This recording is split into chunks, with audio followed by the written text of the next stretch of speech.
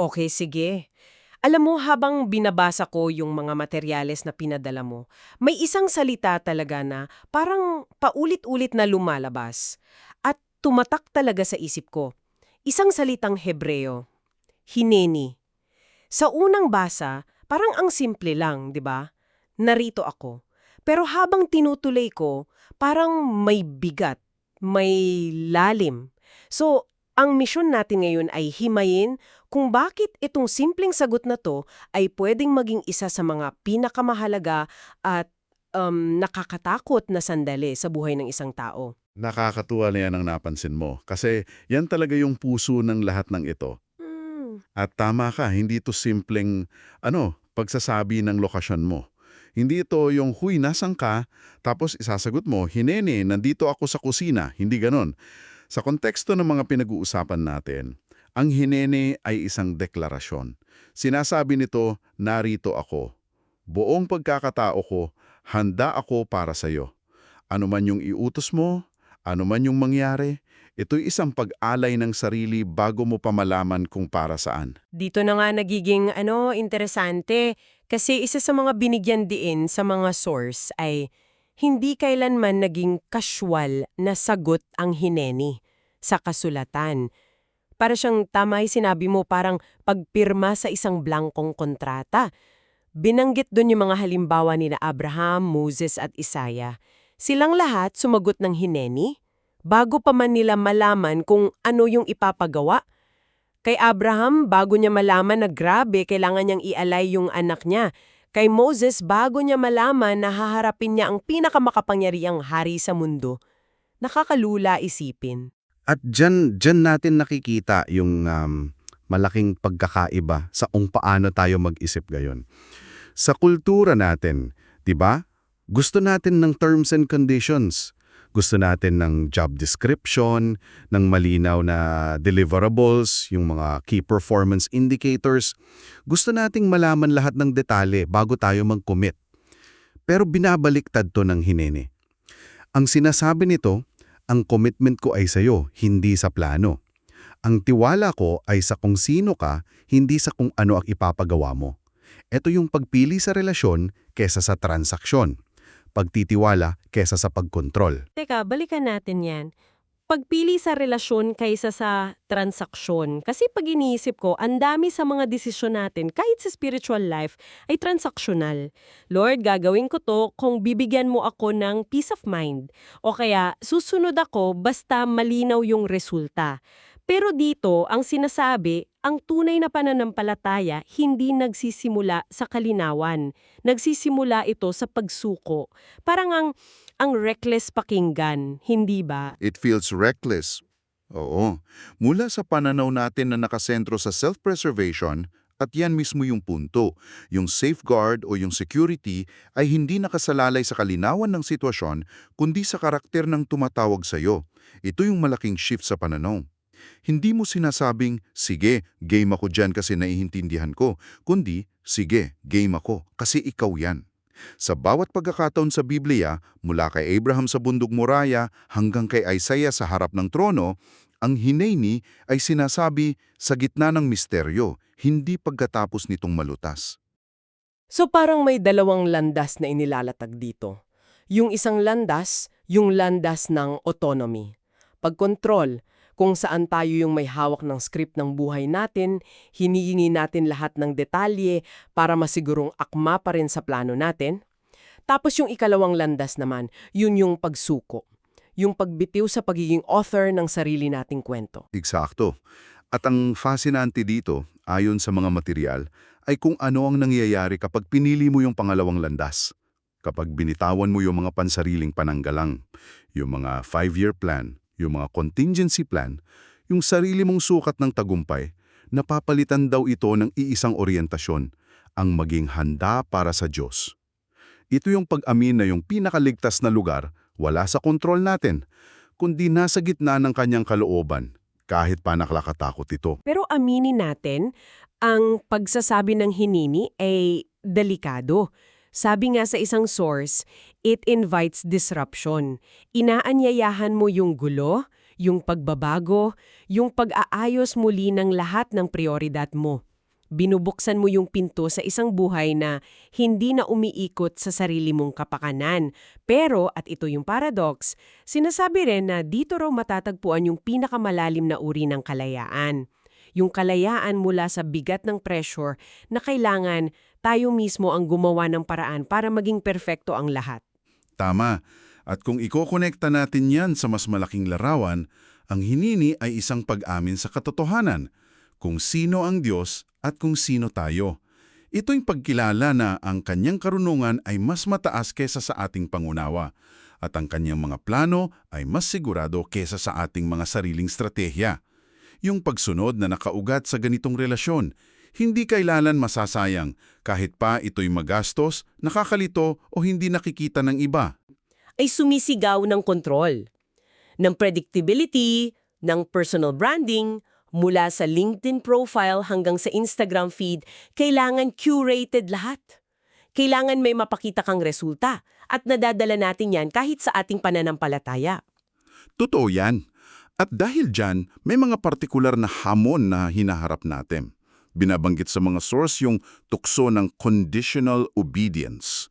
Ito yung pagsunod lamang kapag katanggap-tanggap ang mga kondisyon. Susunod ako kung convenient, kung may sense, kung makikita ng mga tao, kung may pakinabang ako. May mga panahon na ang pagsunod ay parang walang resulta o walang pumapansin at doon papasok yung pagdududa. So kung yan yung mga tukso, paano natin to lalabanan? May mga gabay ba o gawi na iminumungkahi sa mga material para mapanatili yung ganitong paninindigan? Yeron, at hindi to mga one-time fixes. Ito yung mga gawi na humuhubog sa puso sa paglipas ng panahon. Ang una ay consistency over intensity. Mas mahalaga raw yung araw-araw na maliliit na pagtugon kesa sa mga pambihirang kabayanihan. Gusto ko yan. Kasi madalas, hinihintay natin yung isang malaking calling, 'di ba? Yung parang movie moment. Pero ang sinasabi dito, baka ang tunay na laban ay nasa 1,000 maliliit na yes sa araw-araw. Yung pagiging tapat sa maliliit at hindi glamorous na bagay. Mas mahirap yun, pero mas totoo siguro. Tumpak. Ang pangalawa ay community over isolation. Napakahirap manindigan sa isang bagay na salungat sa agos kung nag-iisa ka lang. Sinasabi na ang pagsuko ay pinapatibay kasama ng ibang taong pareho ang pinapahalagahan. Yung mga taong mas pinipili ang katapatan kesa sa tagumpay na nakikita ng mundo. Sila yung magpapaalala sa'yo kung bakit ka nagsimula noong gusto mo ng sumuko. At yung pangatlo, adaptability over rigidity. Sinasabi rito na ang direksyon ng Diyos ay madalas unti-unting lumilinaw habang kumikilos ka. Hindi siya parang Waze na ibibigay sa'yo ang buong ruta mula simula hanggang dulo. Minsan, ibibigay lang yung susunod na liko. Kailangan mong maging handa na magbago ng plano, na umikot, na maghintay. At nagtataas ito ng isang mahalagang tanong para sa iyo na nakikinig. Saan mo ba sinusukat yung tagumpay ng iyong pananampalataya? Sa mga nakikitang resulta ba? Sa mga papuri ng tao? O sa patuloy na kahandaan ng puso mo na tumugon? Dahil binabago ng hineni ang mismong sukatan. Ang katapatan ay hindi na nasusukat sa kung gaano kalaki ang gawain, kundi sa kung gaano kalayang iniaalay ang sarili. Okay, dito na tayo sa pinaka-practical na bahagi. Kasi baka may nag-iisip ngayon. Ang ganda ng konsepto, pero paano ko to isa sa buhay bukas ng umaga? Nagbigay ang mga source ng ilang particular na hakbang at gusto kong himayan natin to ng dahan-dahan. Ang una, araw-araw na panalangin ng kahandaan. Simula no tapusin daw ang araw sa isang simpleng panalangin. Hinini, narito ako, Panginoon, nakikinig ako, handa ako. Parang ang simple, pero ano sa tingin mo ang epekto niyan pag ginawang habit? Ang epekto niyan ay pag-recalibrate ng puso mo araw-araw. Bago mo pabuksan ng email mo, bago mo tingnan ang to-do list mo, inuuna mo munang i-orient ang sarili mo hindi sa mga demands ng mundo, kundi sa presensya ng Diyos. Sinasabi mo sa simula pa lang ng araw, ang araw na ito ay hindi lang tungkol sa mga plano ko, handa akong mabago ito para sa mga plano mo. Isa siyang act of conscious surrender. Gusto ko yan. Pangalawa, at ito'y medyo challenging, lingguang availability audit. Ito raw yung matapat na pagtatanong sa sarili. Saang bahagi ng buhay ko ako pisikal na naroon pero hindi naman talaga lubusan nakatalaga? Parang ang hirap niyan gawin sa totoo lang. Paano mo sisimulan yan? Ang dali kasing lokohin ng sarili at sabihin, oh, available ako. Pero yung totoo, ang dami mong reservations. Dito, kailangan ng brutal na katapatan. Sinasabi sa material na maaari mong tingnan yung tatlong bagay. Yung iyong oras, yung iyong pera, at yung iyong emosyonal na enerhiya. Saan talaga napupunta ang mga ito? Sinasabi mo bang available ka para sa pamilya mo, pero pag tiningnan ang calendar mo, wala kang maibigay na oras na hindi interrupted? Sinasabi mo bang bukas ka sa pangangailangan ng iba, pero pag may nanghihingi ng tulong, masakit sa loob mong magbigay? Ito yung paghahanap sa pagkakaiba ng sinasabi mong halaga at ng aktwal mong ginagawa. Mong gawin pero alam mong kailangan. Okay, pangatlo at ito yung pinakamahirap para sa akin. Pagsunod na walang hinihintay na resulta.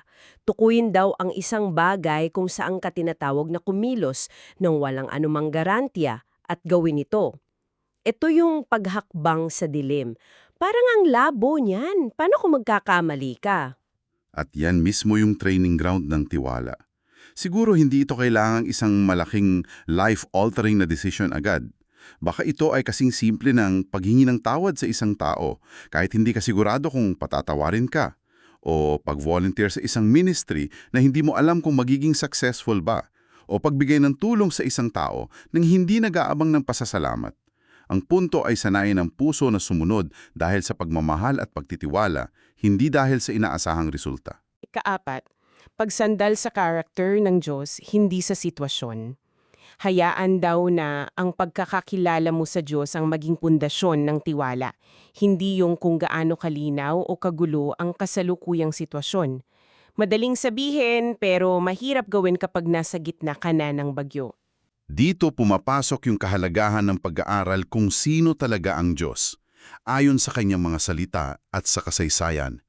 Kung nakita mo na sa napakaraming pagkakataon na siya ay tapat, na siya ay mabuti, na siya ay matalino, mas madaling kumapit sa mga katotohanan yun kapag ang lahat sa paligid mo ay parang gumuho. Ang tiwala mo ay hindi na nakasabit sa pagiging predictable ng buhay, kundi sa pagiging mapagkakatiwalaan ng Diyos. At panghuli, pagtatalaga sa isang ritmo, hindi sa isang sandali lamang.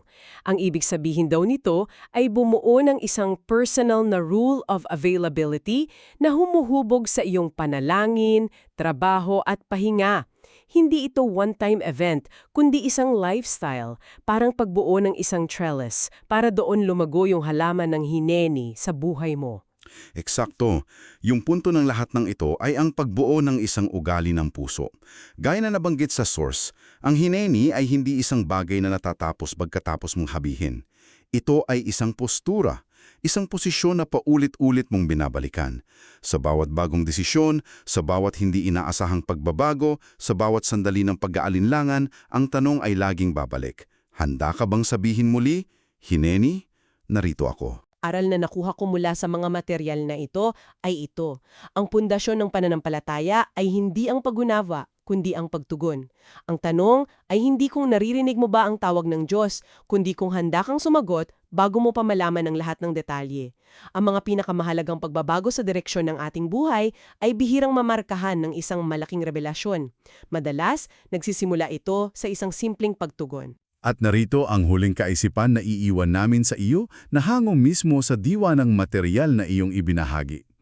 May isang linya doon na nagsasabing ang tinatawag ng Diyos ay mga pangalan, hindi mga resume, hindi mga titulo, hindi mga nagawa. Tinawag niya si Abraham, hindi ang ama ng maraming bansa. Tinawag niya si Moses, hindi ang tagapagpalaya ng Israel. Ang tanong na tahimik na huhubog sa nalalabing mong buhay ay hindi kung naririnig mo siya, kundi kung mananatili kang handang sumagot kapag tinawag ang pangalan mo. Kung tatawagin ang pangalan mo ngayon, sa gitna ng iyong kinalalagyan, ano ang magiging tugon mo?